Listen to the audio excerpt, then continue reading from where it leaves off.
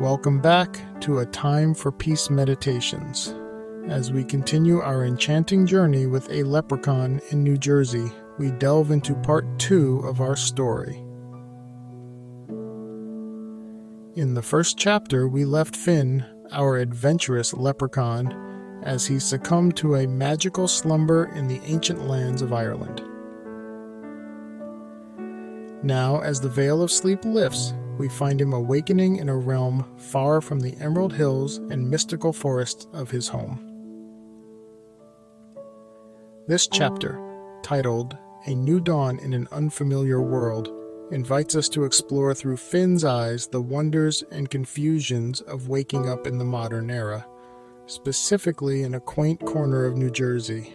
Let's embrace the magic of this new beginning and join Finn on his journey of discovery in a world that's as bewildering to him as it is to us. Chapter 2: A New Dawn in an Unfamiliar World. In the dim light of an attic, under the dust of decades and the scent of forgotten years, Finn, the leprechaun from a time woven with magic and myth, awakened.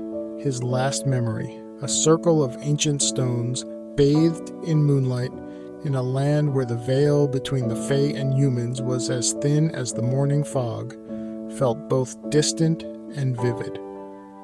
As consciousness took hold, Finn found himself enveloped not in the soft earth or under the canopy of his beloved forest, but confined within the darkness of an old hat box, a relic in its own right but alien to his understanding. The air was still, heavy with silence, as Finn pushed against the lid of his unexpected prison. With a soft creak, it gave way, revealing a sliver of the new world that awaited him. The room beyond was filled with objects and mementos that, while human in make, were strange and unfamiliar to his eyes. Old photographs, capturing moments in time, hung on the walls, images of people and places unknown to him, dressed in fashions and surrounded by devices that bore no resemblance to anything from his time. Stepping cautiously from the box, Finn's gaze wandered over these relics of the past that were yet centuries beyond his own. Each item, from the intricately framed pictures to the peculiar boxy contraptions, whispered tales of a world that had evolved without him. The realization that he had traversed not just space but time weighed heavily upon him, a burden of wonder and isolation.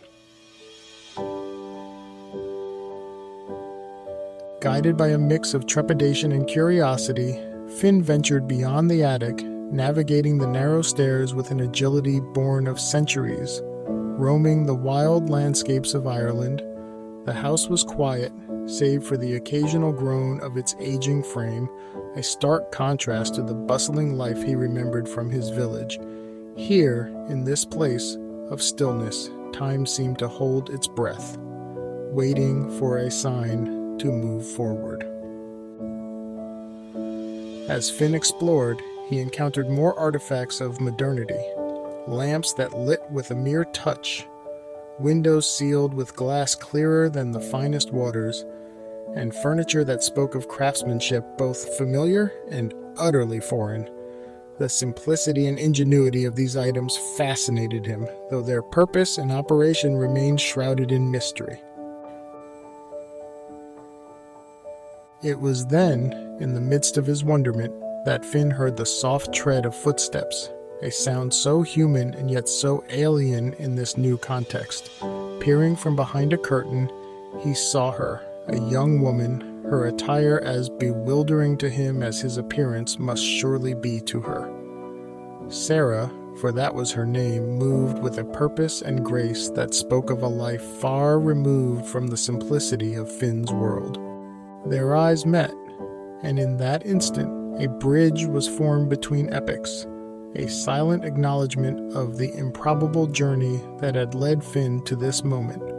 Her clothes, her demeanor, even the very air around her, spoke of changes that Finn could scarcely comprehend. The shock of seeing her, a modern human, was a stark reminder of his displacement in time. As Finn withdrew into the shadows, his heart raced with a mixture of fear, awe, and an insatiable curiosity. The world outside these walls, hinted at by the distant sounds of life, the unfamiliar scents carried by the breeze through an open window, promised discoveries both wondrous and overwhelming.